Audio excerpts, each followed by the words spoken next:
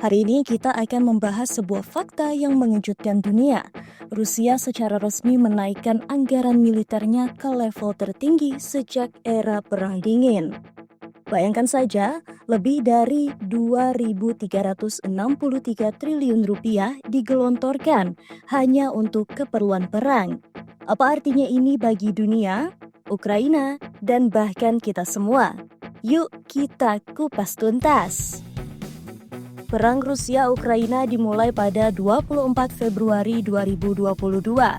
Banyak yang memprediksi Rusia akan menguasai Ukraina hanya dalam hitungan hari.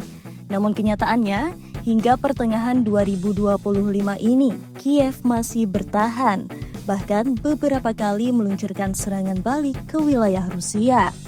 Hal ini tidak lepas dari dukungan besar negara-negara NATO terhadap Ukraina. Amerika Serikat, misalnya, mengirim berbagai senjata canggih, drone tempur, dan sistem pertahanan udara yang memperkuat posisi Ukraina.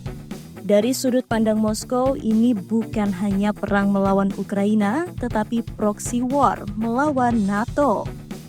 Menurut laporan Al Jazeera, Rusia menganggarkan 145 miliar US dollar atau setara 2.363 triliun rupiah untuk keperluan militer tahun ini. Ini adalah kenaikan 25% dari tahun sebelumnya dan mencakup 6,3% dari GDP Rusia, angka tertinggi sejak masa Uni Soviet.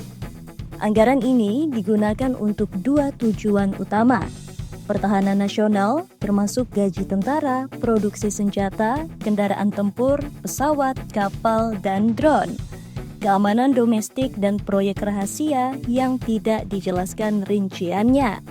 Dengan kata lain, semua diarahkan untuk satu hal, perang yang berlarut-larut.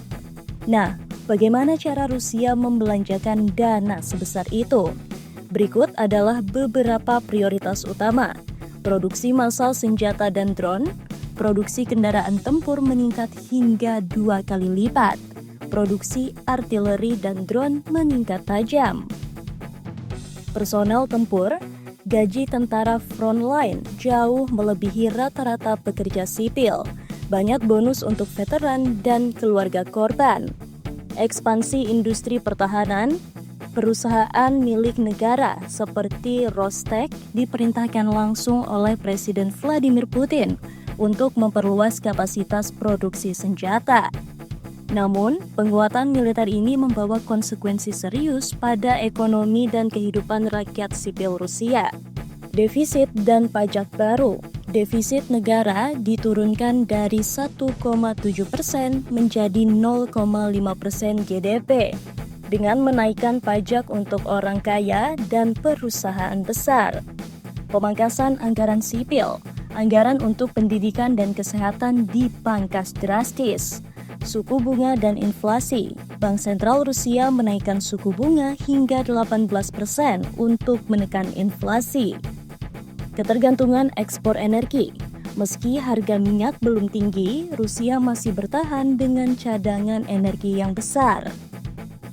Jika dibandingkan secara global, menurut laporan SIPRI 2024, Amerika Serikat masih memimpin dengan pengeluaran militer 997 miliar US dollar atau 3,4% GDP.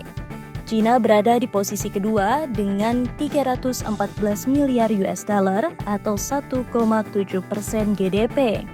Rusia berada di posisi ketiga dengan 149 miliar US dollar atau 7,1% GDP dan kemungkinan meningkat ke 172 miliar US dollar pada 2025.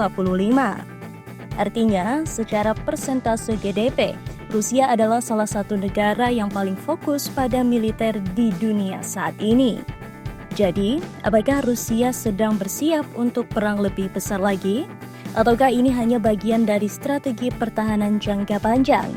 Yang jelas, keputusan mengalokasikan 2.363 triliun rupiah untuk militer akan berdampak luas. Bukan hanya pada Rusia dan Ukraina, tapi juga keseimbangan kekuatan global.